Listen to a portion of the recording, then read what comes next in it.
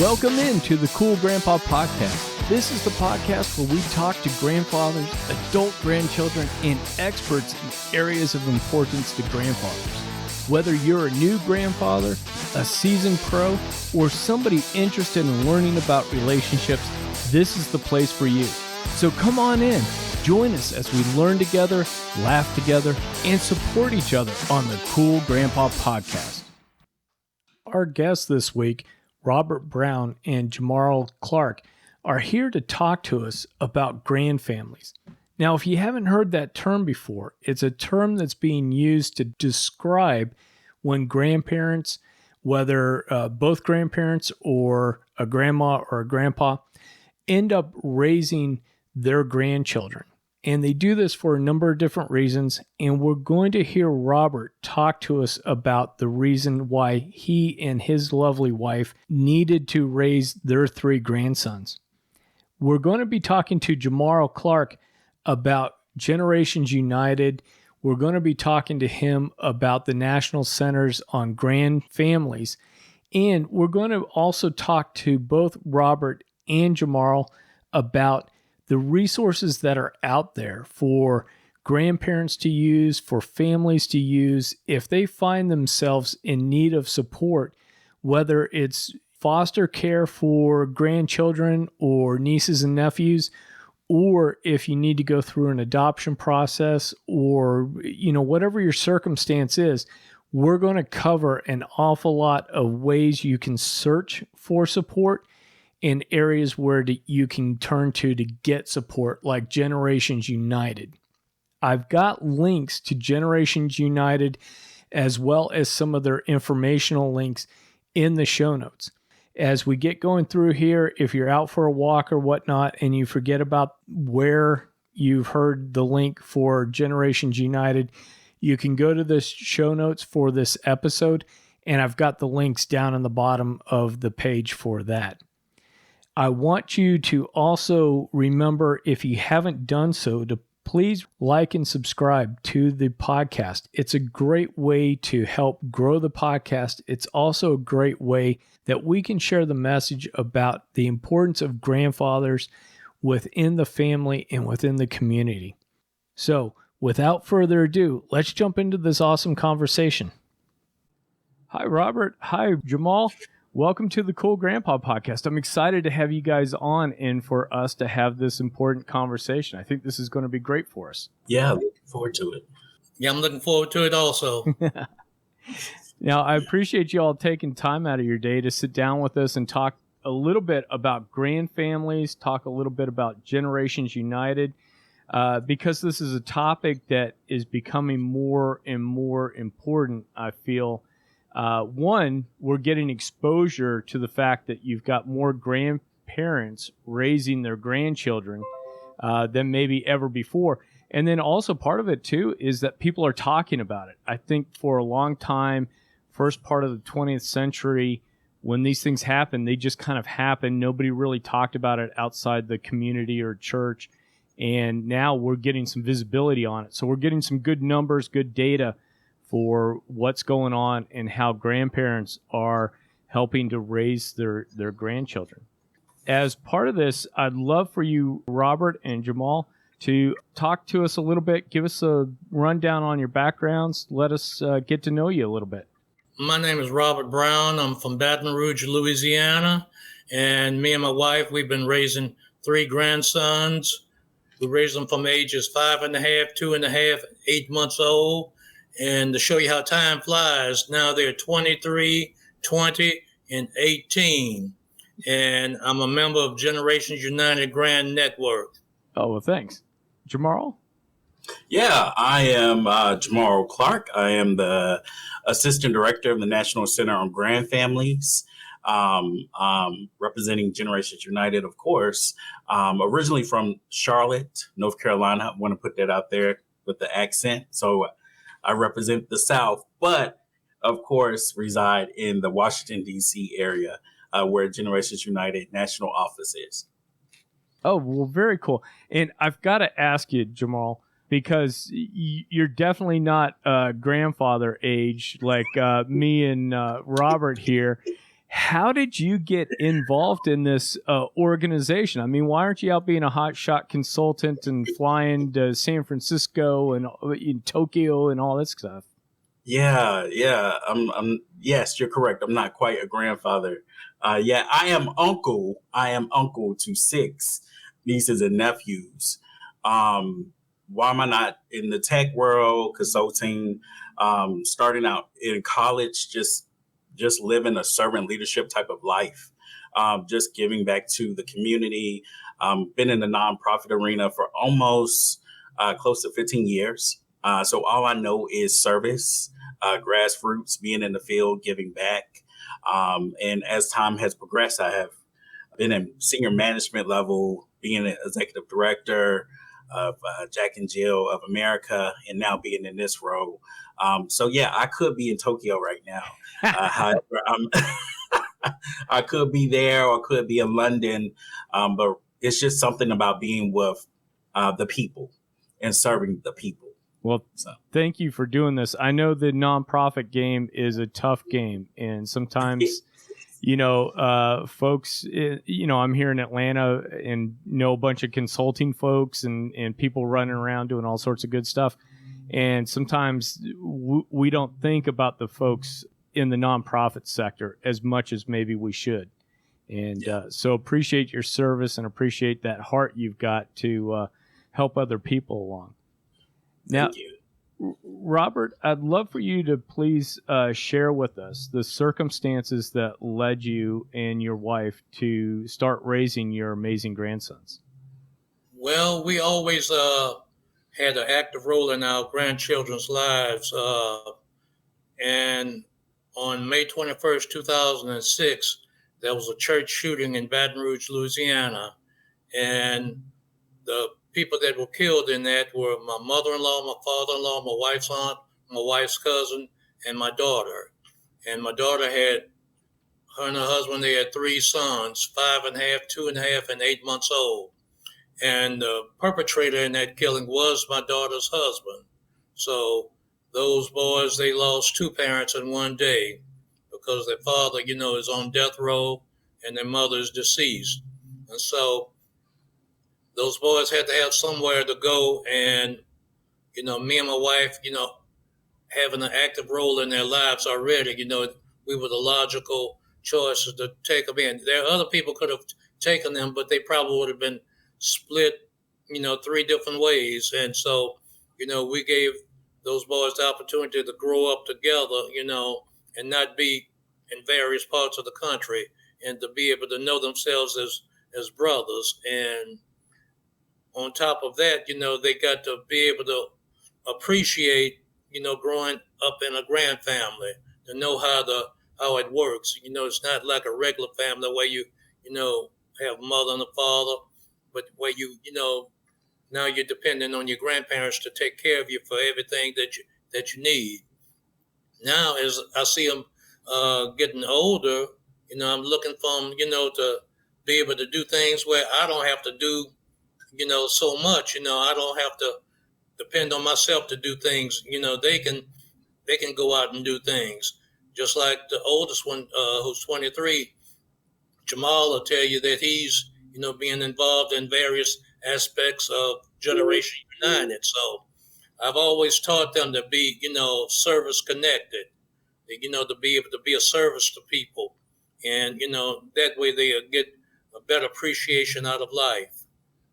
Oh, sure. And that's a huge example. I mean, the best example you have for that service is what you were able to do for those young boys and being able to take them in. Because I also know it's not easy. That was nobody's plan starting out until that event happened. Now, one of the things I've got to ask you too is when you took that on, what were some of the ways, or did you have any support coming from the church community, from your local community, about what you need to do now as a older couple taking on the role of raising these 3 young men? Well, I'll say this. There was a real nice lady. She worked for the sheriff's department. Her name was Carolyn Stapleton, and I see her from time to time, and the boys, they needed counseling, and so she gave us information where we could take them to an organization called Baton Rouge Crisis Intervention, and so they, would counsel them, free of charge. Matter of fact, they counseled me and any family member that wanted to come free of charge. And also a lady that's a member of the Grand Voices Network. Her name is Kathy Coleman. She knows my wife, and so she contacted my wife and told my wife about Generations United. And lo and behold, not long after that, Jaya Lent called my phone number. And usually I don't answer a strange phone. And so I answered it, and they were looking, it was Jaya Lent, and she was looking for my wife, Claudia, because she wanted to invite her up to Washington to come speak at a conference. And so I told her, I said, well, I'll talk to my wife and I'll get back with you, or she'll get back with you. And lo and behold, my wife is in the school system, and she, she's what you call a lead facilitator in the school system. And so she had to go to San Antonio for a conference, and it was going to be 5 days. And the conference in Washington was going to be 2 days. And so there was going to be a conflict. She couldn't make both of them. And so I called Jaya back and explained to her that my wife, through her job, she was going to be working, in another city for a conference. And so Jaya understood. And then she called me back 2 days later, and she said, well, your wife can't come. Why don't you come? And so I said, well, let me pray about it. Let me talk to my wife. And so then I talked to my wife, prayed about it. And, God has things lined up for everyone for each time that you've got something to do. And I had a brother-in-law that, worked for the electrical company, Entergy. And his wife was a stay-at-home mother. And so I asked them, because those boys were young during that time, real young. And I asked them, would they, get the boys to school and, whatever activities they had going on. And they said yes. So I told my sister-in-law, I said, I'll leave my car with you so you don't have to drive your car. And got a full tank of gas. And I left a couple of $100 so they can take them places.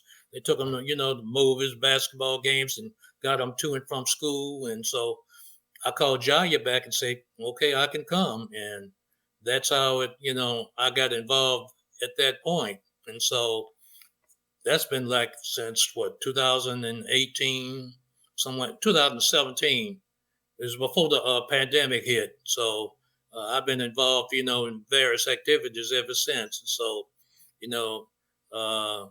I've, dealt with various people over the period of time. And, Jarmarl, he's always contacted me about this or that or whatever, want to know my feedback on something, asking me a question or whatever, or inviting me to whatever. And he's also been in contact with the oldest grandson, because when they found out that, he's grown, he's 21, and, they wanted to know if between Jarmarl and Robin Wynn, they would be contacting me. They want to know if he would be interested in anything. And I turned that over to him, and he's been in contact with them, and he's been involved in various activities for the past, I guess, maybe a year or so.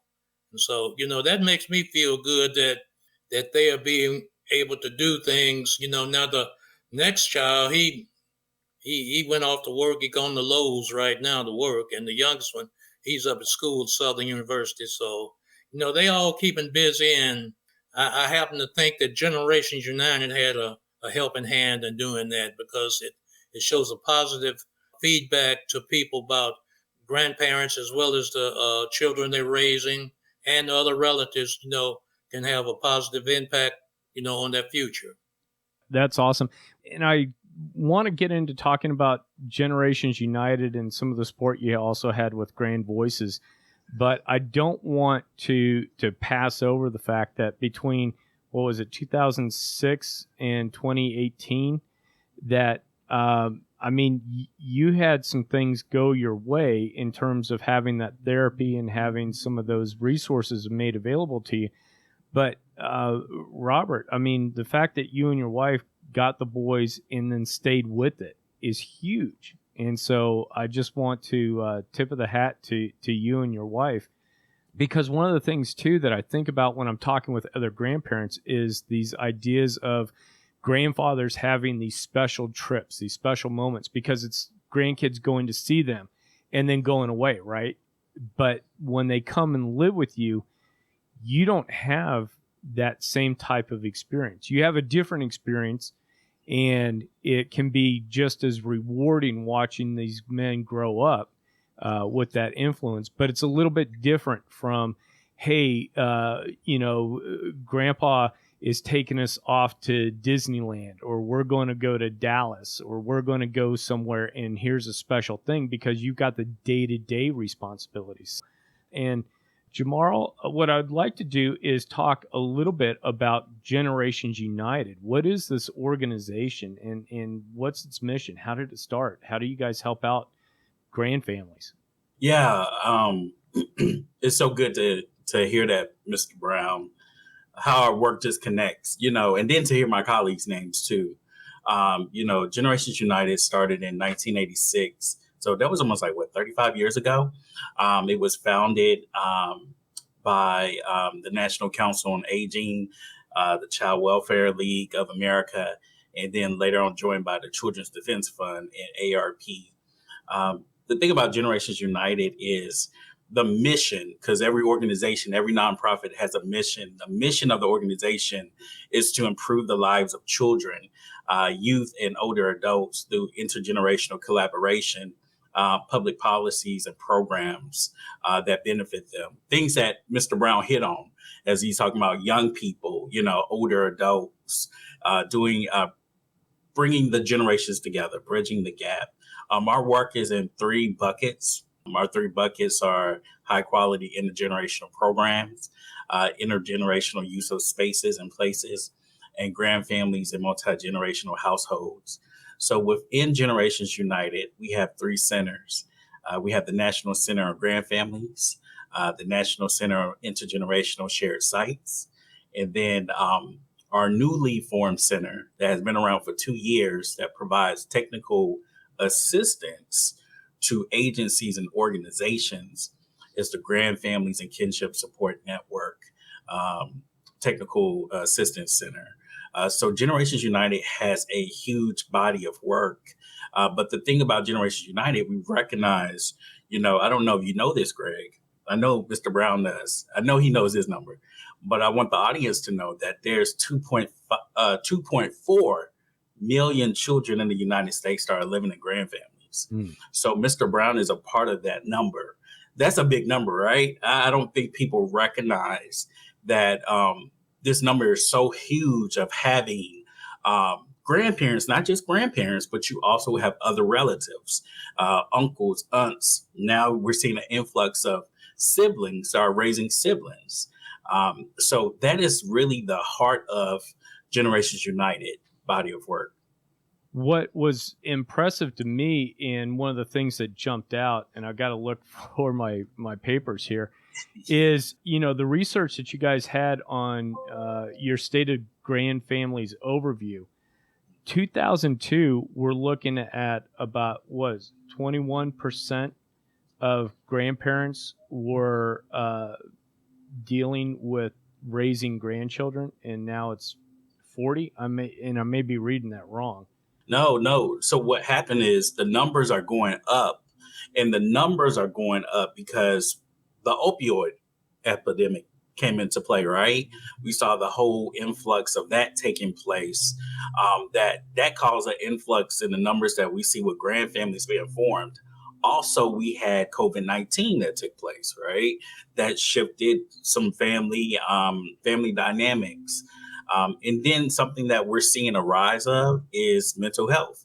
You stated our State of the Grandfamilies report, a report that I work closely with that we put out every year to focus on a particular topic, but most of all, to make the public aware that this is a group, right, that exists. And I hope I don't jump ahead to one of your questions, it's a group that exists that needs supports and their basic needs met. Yeah. No, what I've talked with some people about grand families before, and I think just a little bit.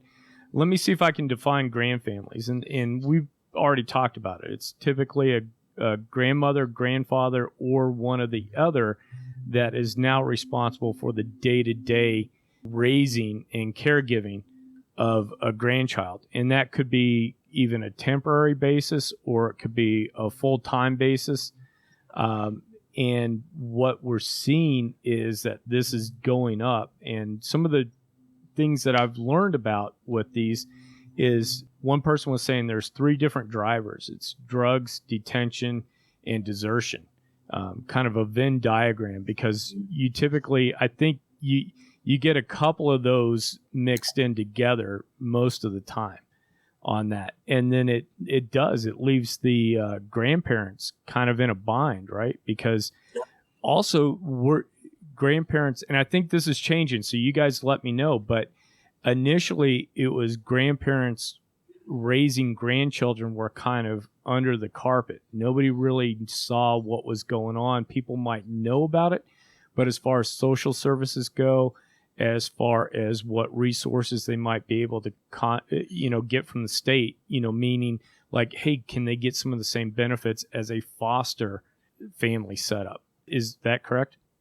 Yeah, it's definitely correct. I think you've done your homework, and you've done it well. I think the biggest thing is grandparents have just done it, right? It's like, these are the grandkids. I'm going to take them in and do it by any means necessary. Some of my previous work that I want to note is how I got involved with Grandfamilies is I actually was a part of the startup of the first housing development for Grandfamilies in the District of Columbia. Housing development of 50 grandmothers, grandpas, uncles, aunts. So I saw how a lot of times the families didn't want to take out any type of support on the parent, apply for anything, because it was guilt. At the end of the day, it's still your child, right? That you don't want to do that, or they were scared that the parent would try to come back and take the child back. So a lot of this demographic has just endured of, I'm just going to just do what I need to do. But the heart of Generations United is to push policies, right? We know things only change with policy, advocacy. They're all interconnecting. But I think the biggest thing has been we create resources at Generations United, like the State of the Grandfamilies report, to educate people, to bring awareness to people, and then also to bring awareness to those that are a part of being grandfamilies. Now, Robert, as you became aware of Generations United and some of the other sub-organizations, that's probably not the right term for it, how did that start to help you and your wife with raising the grandsons? Well, I would say this, getting involved with Generations United, it let us know that there are a lot of agencies out there that are beneficial for grandparents, that can help grandparents, in raising grandchildren for whatever needs they may have. These organizations, they're not out there to make you millionaires or anything, but they're out there to give, help to people in what they need. Now I consider everybody blessed, but, I was really blessed because, I'm retired and, I have an income coming in, from retirement. And my wife, she went back to work. She likes to keep busy in the school system. And so it's beneficial to me, knowing that, I could go do this and I can go do that. I can take care of this, and I wouldn't have to, be waiting for an agency to, give me any kind of support or anything. But on the same hand, there are people out there, and some of them, they got grandparents 30 years younger than me. I'm 72, and they got them 40 years old. They got them in their 30s, and they just trying to figure out what they're going to do. They got grandparents trying to work 2 jobs, trying to put, something together so they could have something for their grandkids. Now, all of that doesn't apply to me because, income wise, it wouldn't affect me any because, a lot of the organizations are set up to help people that, have a real need. They don't know where their next dollar is coming from. It helps me to know that Generations United and other organizations like, the Council on Aging, as I've talked to different people in Baton Rouge from Council on Aging, and they have different, sub outlets that they can transfer people to. So that all of that helps, and where you can send people to say, hey, you can go apply to this and they can give you this, or you can apply over here and they can send you in the right direction. So Generations United, by being that open door, just gives me a voice to be able to tell people you got somewhere you can go. Oh, that's awesome. And what do you think is some of the challenges with a grandparent or grandparents that find themselves starting to raise their grandchildren? Because if I'm thinking just in terms of my own life, if I hadn't come across you guys in the organization, I wouldn't know where to start with. Heaven forbid, I've got a situation where all of a sudden I've got my grandkids. I have no idea where to start. And so how do we, how is the word getting out? Is it with the social services at this point? How do we get grandparents to know about what's available to them? Okay, I put it like this. A lot of grandparents are struggling because of lack of knowledge. And, if nowhere else you can get information from the schools, they have resources where they can direct people in the right direction. People can go to the church. All the churches, if one particular church does not have resources, they can direct you to another church which may have the resources or may know who you can contact to. Person can contact their local politicians. They can contact the mayor, the city council. They can contact the police chief, fire department. Just anybody that's an official. And somebody will direct them in the right way, but they have to take that first step because the general public just does not know right offhand that you're a grandparent raising grandchildren or other relative raising grandchildren. And they're not going to pry into your personal life, but a person got to be able to open up and say, hey, I'm raising these children, I'm raising this child, and I need help. Can you help me? Or can you direct me in the right direction to go? So it all boils down to somebody has to open their mouth and say something. I don't care if they just go and sit on the police chief's front door. He'll direct you, he or she can direct you in the right direction. So there's always a way to get it done. Just open the mouth. Yeah, so it sounds like if grandparents that might be listening to this, if they're not necessarily aware of something, they need to start to just tell people what's going on with their situation. They've got to send up a flare, in other words. And right. And there's help around, but to your point, Robert, if you're not out there opening your mouth, if you don't have people helping you to search, you're not going to find those resources that are, it sounds like, that are there. Right. Yeah, but I think it's two-sided. So we're talking about the grandparent side, and then it's making sure like social workers, right? The school counselor, the politician, all of them are knowledgeable, right? So they can be able to receive the grandfamilies because they have to be knowledgeable too. And that's why we create a lot of the resources and do the advocacy work we do at Generations United to bring awareness. Because when you do open yourself up as human beings, when we're vulnerable and we take that step, we want to be able to be embraced.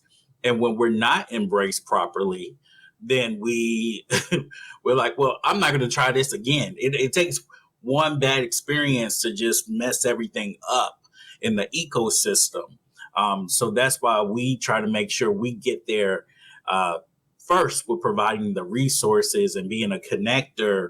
And then you have kinship navigator programs in some states, right, that are designated to kinship. They are there to provide case management. They're there to provide supports, do programming of all that type of sorts. Do you have grand family housing that is now something big that's happening? Some grandparents live in senior housing developments, and then all of a sudden you got kids, and we know that's not going to work. So now housing developments are being formed that are intergenerationally created. So there's some momentum. But I think when you have momentum of everything is educating people and remembering the root of what it is, why we do it. But I think Mr. Brown is right. You have to open yourself up, but we have to be a society to be able to embrace when the grandparents, the siblings, the aunts and uncles open themselves up. A question for both of you along these lines too is, do you find that there's still maybe stigma, some hesitancy for grandparents to raise their hand up? Because we talked a little bit about, I think, desertion, drugs. I mean, there's also mental health things. As a parent, I would be thinking, and this is wrong thinking, but I would still be thinking, somehow I messed up as a dad because my adult child cannot take care of these kids anymore, and I'm taking that on. So do you find that kind of a scenario where maybe it's a little bit of ego that gets in the way, a little bit of shame that causes people to not reach out as quickly as maybe they would? I think that you hit that on the head. Some people may feel ashamed in thinking that their lives are not supposed to go that way. And some of them, just not educated enough to know that, the resources are out there. We're living in a time where, some people are getting an education and some people aren't. Some people can get on a computer and some people can't. I mean, I would say the, simplest thing for a person to do is, the children have, homework to do and they have to go to the library, go in the library with them. And when you go in the library with them, I mean, in privacy, you can ask somebody, this question or that question.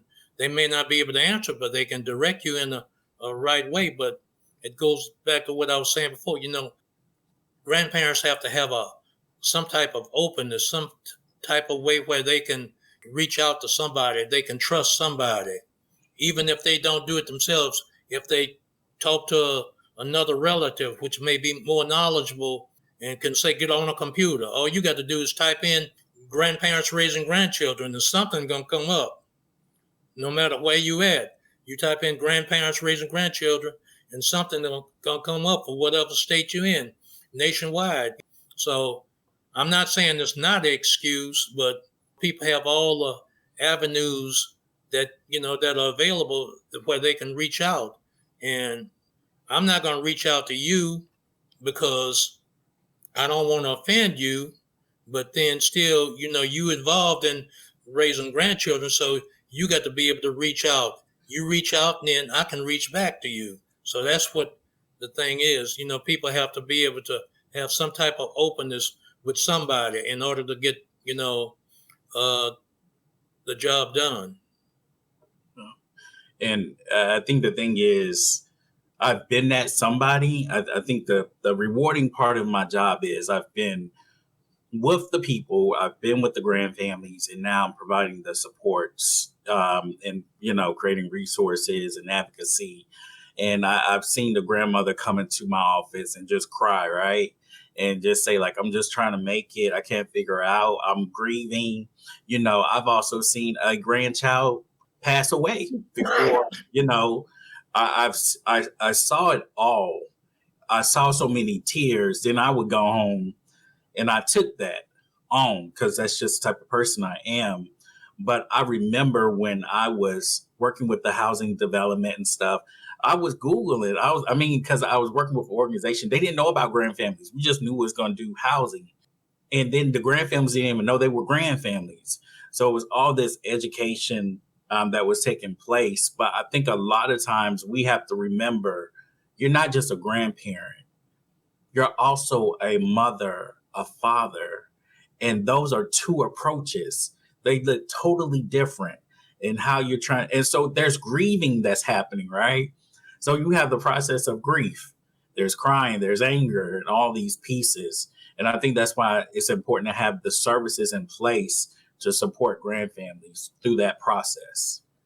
This may be a silly question, but are there local, in some places won't, but places where grandparents can go for just support with other grandparents? I mean, like, hey, I want to go complain that I was planning to go tour Europe and all of a sudden now I've got these kids and I'm upset. I love my kids, but I'm upset because I wanted to go sit and have a cappuccino in Rome. Yeah, there are places where people can go. Now it depends on, each community and each state, to what resources are in place. Now, here in Baton Rouge, they have a place called Crisis Intervention Center. I think I mentioned that earlier, where, people can go and they have, where they're counsel children and they're counsel adults. They have a great big thing for a whole bunch of kids where they, let them know that they are not by themselves. And then they'll counsel the children one-on-one. Also, there's school activities at some schools where they will be able to take kids, one-on-one, and if they're having any type of issues, and just have the parents come in and discuss, what needs they may have. So there's a lot being done, where the services are being offered, and, people just have to reach out for it. And also, when I mentioned before about grandparents raising grandchildren, Kathy Coleman, she has an excellent organization here in Louisiana where, she not only offers counseling, but she offers where people can come and just talk and, express their views, find out from others where, they're not the only ones that are going through that.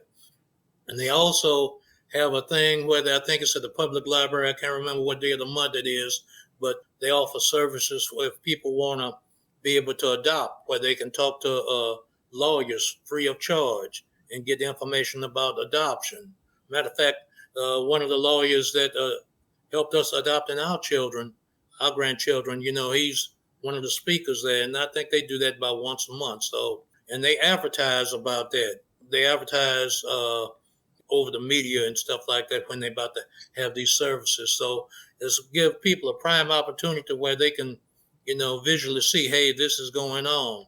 That's my chance to go talk to somebody. There's plenty of opportunities for people to reach out and get these services. And, if they need to see somebody in private, all of that can be arranged also. I think, Mr. Brown hit it pretty much like support groups. They exist. I've seen them. And I think the most powerful thing is when you connect with people that are like you, that you can relate to, that you can say 3 words and they're like, you don't have to finish the sentence, and what we see is Mr. Brown is talking about Kathy Coleman, who is actually a grand family, right? So started her own organization to serve people that are going through the same things that she is going through. And we're seeing an influx of that too, that people are now creating organizations. It's not so much systems, right? But you have everyday people that are like, I'm in this boat. I wish I had this in place. So you know what? I'm going to create something in my community to serve grand families. So I think there's power in peer-to-peer support. And a lot of times the people that are coming to Generations United or other services in their states or cities or whatever, they heard it from somebody else in the grocery store. Question I've got for you guys is, have you noticed a difference between support in terms of rural versus urban areas? I think urban, you got a lot more of that communication. You've got a lot more flyers on lampposts, things like that. I think once you get out into the sticks a little bit, that becomes a bit more of a challenge. Yeah, I would agree with you that I'm not a rural person. I'm here in the middle of the city. I've always, lived in the city. Even when I wasn't living here. When I lived in San Antonio. I was San Antonio's second biggest city in Texas. I've Yeah. lived in Atlanta, so in Buckhead, the richest area of Oh yeah. Atlanta. So, so I don't too much food with the sticks, but I would imagine that there is a difficulty in people trying to get to resources and resources getting to people. If your next door neighbor is 40 miles away from you and the nearest town is 120 miles, then and all you got is a 64 Chevrolet that's on its last leg. Yep. And so the only other transportation you got is a tractor. So, you have to wait. Sometimes you just have to wait for the resources to come to you. Mm. And so I think in some of those rural areas, they may have where the resources may come to them, maybe not as often, but, may come to them. But still, if you got a telephone, you still have access to, call somebody. If you having issues and you in the rural area, you still can call, 911 and explain your situation. Or, you can call city police, well, sheriff's office, whatever, for the out in the sticks, whatever, and they can at least direct you where you need to go, and may even give you a transportation to get there. Come pick you up or whatever. So if it's a need, I'm sure with every area they have some type of service that can get you to where you need to go. It may not be this second, but they may be able to get you there within some type of reasonable period where you can talk to somebody. Yeah, and we do see a big difference from urban, rural. Urban having a lot more resources, access. I mean, it's just easier to get information out.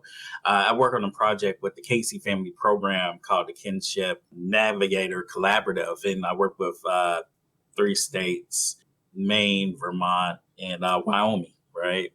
I work with those states, and when we talk about outreach, it looks totally different from DC. It's like things are spread out. How do we get awareness? How do we get people in the door? But I think the biggest thing is like trust, right? And those are the things that are common for both urban and rural. It's the whole trust factor. You have somebody coming in the community and you're like, hey, come join forces with us. Let us help you. So a lot of times in a rural area, you have to depend on the schools, right? You have to really figure out different creative ways to engage families because they're not as so closely together, like Mr. Brown was saying. So we see a big difference with the different organizations and projects we work on. I think one of the things that jumped to mind that we even mentioned early on was talking about the libraries and talking about the schools. And even if you're, because I want to make sure that if somebody's listening to this in Cody, Wyoming, for example, and I'm not picking on Cody, Wyoming, been through there, it's great. But if you're out there and you're running into having to take on the role of raising your grandkids, going to the schools, going to the library, because even the libraries have internet access, right? And asking the librarian if you have to. And it is being vulnerable. But, I think as grandparents, generally, if we're willing to take on raising those kids, we're okay with being vulnerable on behalf of doing what's right for those grandkids. So check those things out. Yeah. And I think we have to be a society that's not saying you should do it anyway because that's your grandchild. You should do it because you raised that child and that child went the wrong way or life just happened. We punish when life happens to people, when situations occur. We punish them as a society, then saying, you know what, let's uplift one another. And I think when we kind of get rid of that stigma of, yeah, grandma should do it. Grandma wants to do it. Grandma just don't know how to do it. And sometimes we just need help getting going, a start. Right. No, I agree on that, because I also keep jumping back to, I knew how to raise kids 20, 30 years ago. If I had to jump in and start raising little grandkids right now, I'd be totally different. I'd have to learn the whole different parenting styles and things that's going on now. Robert, I want to ask you a question, and what did it mean for you and your wife to know that the outreach programs that you experienced in Baton Rouge and then with Generations United, what did it mean to you guys that these organizations existed to help support you with this? Well, I would say, it's a very good feeling to know that we were able to, be in contact with people and people cared about us. What went on in our family was a very tragic thing. And, I was getting phone calls from people all over nationwide.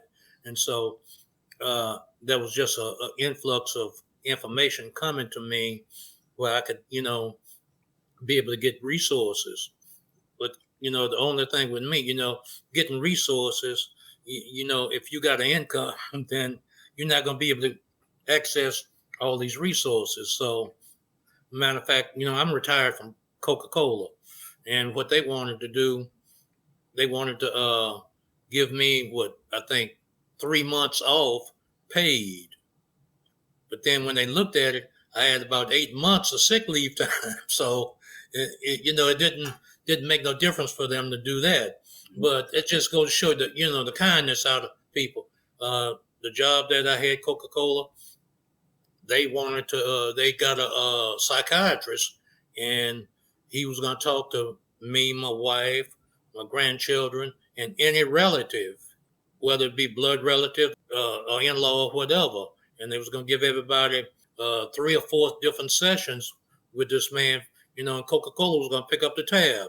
So that's the kindness out of people's heart that goes on when something like that happens. And so, we were blessed to know that, we had resources that we could tap into. And, just like my wife, she was shot in the back of the head and she survived. But the sheriff's department had a special fund. My wife did not have to use her Blue Cross insurance. The sheriff's department had a special fund. They took care of all of her medical bills. So that's a resource. People get shot and stuff like that. They had that resource to help people out because they know that, there's a need there. So when things happen, the resources, they're there all along, but that something happened, then, you can see the resources a whole lot more clearer. Somebody can tell you something. Hey, this can happen, that can happen, whatever. You can get this, you can get that. You deserve to get this because you went through that. You're a grandparent raising grandchildren, so you deserve this. So the resources are there, and I thank God, we were able to see things that were, for our benefit to help us out. And, I just trust that anybody that's going through anything, that they'll just, let people help them. And, it's not for anybody else's benefit, but let people, be able to willing to help you. Just open up your arms and let them help you to get in the direction you need to go. That's awesome. Thank you, Robert. Jarmarl, as we start to wrap things up, I want to ask you, how do we get grandparents, parents, people that might be listening to this to help advocate for resources and support for grandfamilies, but and then also the kids as well? What are some things that we can do, whether it's town hall events or whatnot? Yeah. I think the first thing is to get educated, right? I think the first thing is to go to Generations United website where we outline what are grandfamilies, right? I think that's the first thing. Also taking those resources and making them available to the policymakers. You don't have to go to the president right away. You can go to the mayor. You can go to city council. You could go to the community center. You can go anywhere. You can go to support groups to get those resources. You could give it to a teacher. Sometimes people just need something to read, to understand what the situation is, even though sometimes you're like, okay, I don't want to go through this. There's something that Generations United just recently released, the Kinship Unity Agenda. And we did that in partnership with the ABA Center on Children Law and Think of Us. And this is like a collective agenda, like a toolkit of ways to advocate for grandfamilies in different areas of health, education, mental health. And I think it's on our website. I think it's worth everyone taking a look at it, because I think that's the first step of helping you get started. But I think the biggest thing, and I'll say this to bring it home, what I found, Greg, was when I talked to my friends, when I talked to my family, when I talked to my pastor, when I talked to just people in my life about grandfamilies, that's how it started. And that's how movements start, when we just start with the people in our lives. When I met Mr. Brown, I heard his story. When I met his grandson, and when I met over 80 grand voices that we have that are advocates, right? They're ambassadors. They're getting the word out, around in like 46 states and 12 tribes, and then the District of Columbia. It all connects. It all makes sense. So everyone in my life know what a grandfamily is. And if they don't know, they probably hiding it from me. But it starts there first. Yeah. Oh, that's awesome. And I think one of the themes through all this is, one, if you find yourself being in a grandfamily, being sure to reach out, let people know that you're there, ask around if there's resources available to help support you, because that's what we need. And where some of this too, for me, when I read over your state of the Grandfamilies overview, is one of the biggest strengths of the family is that these kids that stay with kin have stronger mental, not capable. Man, now I'm losing my word. I'm having my own senior moment here, but they're stronger. They've got a sense of family. They've got a sense of grounding. They've got life. Right. Mm-hmm. Yeah. Of that versus foster care. Yeah. And God bless people that are doing foster care. But, like Robert was saying, he kept the boys together. He kept them within the family. He kept that stability there. And so as much as they've struggled, you can almost think about how much worse things would have been if they'd been broken apart and they'd been then moved on every 6 months with somebody else. So I think the mental health crisis that the country is experiencing, this is a small piece of that. And I think, supporting the grandfamilies, supporting the kids in the grandfamilies is huge, because that's one less person, at the metro stop that you have to see and have to experience, because they've had that background in that family and they've been blessed by that. Where can people find out more about Generations United? I'm going to put the link to the website for sure in there, but what are some of the other places we need to send people in the show notes? Yeah. It's easy, gu.org. You can go to our website. We're also on social media. We're on Instagram. We're on LinkedIn.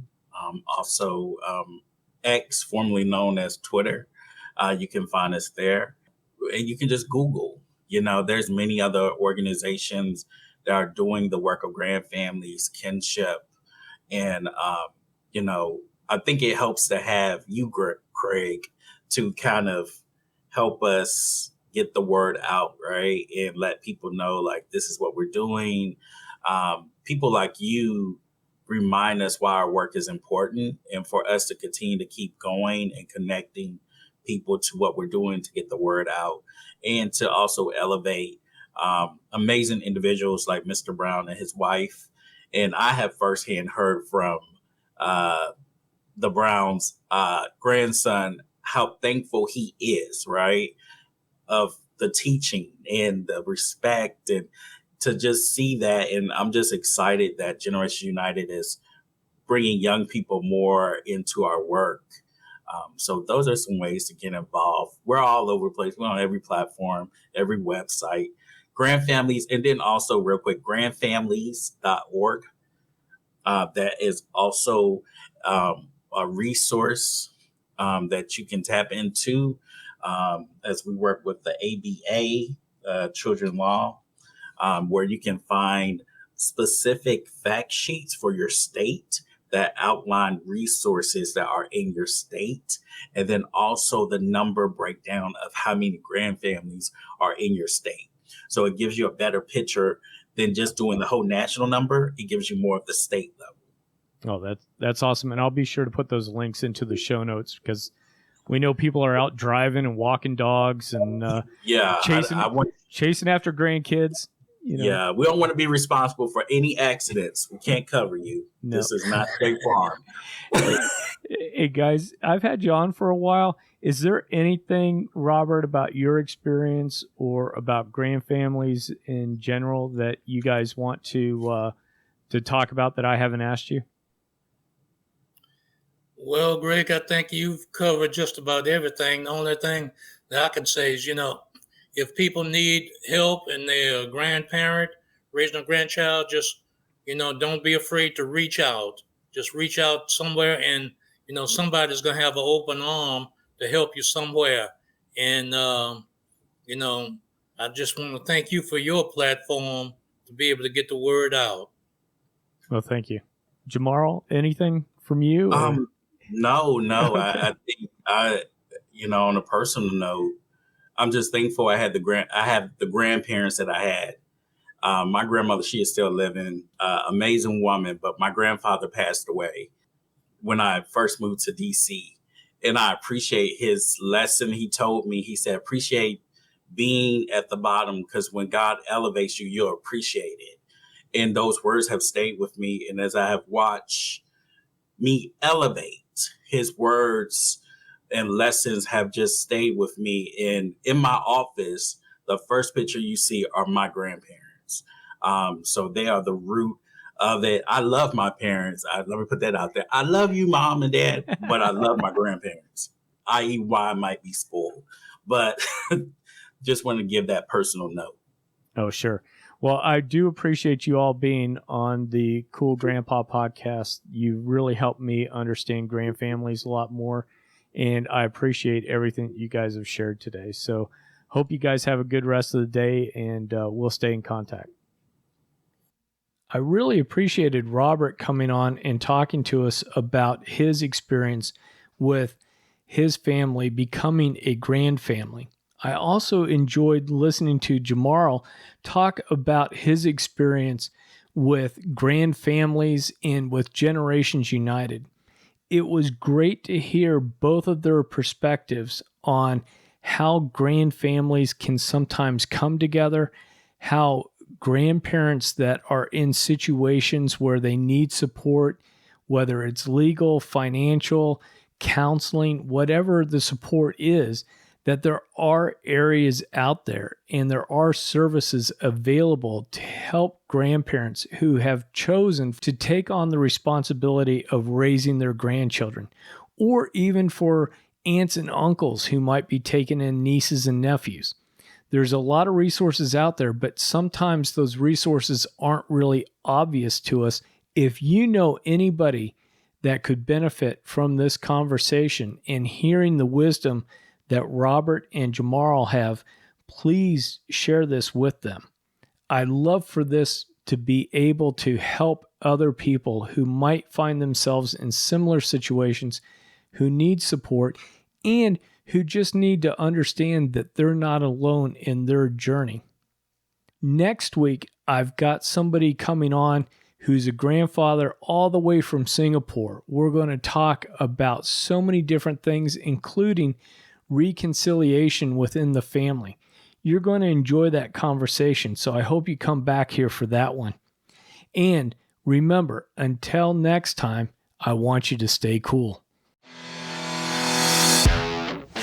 Thank you for listening to the Cool Grandpa Podcast. If you've enjoyed this episode, please do me a favor and share it with a friend. That's the best way you can help us to expand our community, as well as get the news out about how valuable grandpas are in the lives of those kids. If you'd like to leave me a comment or shoot me a potential topic for this podcast, please go to www.cool-grandpa.us. Look for the comments tab, fill it out, hit submit. It's as easy as that. Until next time, remember to stay cool.